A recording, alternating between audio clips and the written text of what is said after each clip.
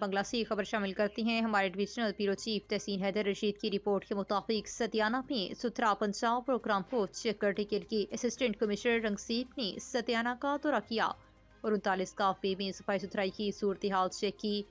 انہوں نے waste workers کی یونیفارم میں ڈیوٹی پر موجود ہونے کو چیک کیا۔ انہوں نے کانٹریکٹرز کو صفائی کے معیار میں بہتری لانے کی ہدایت کی۔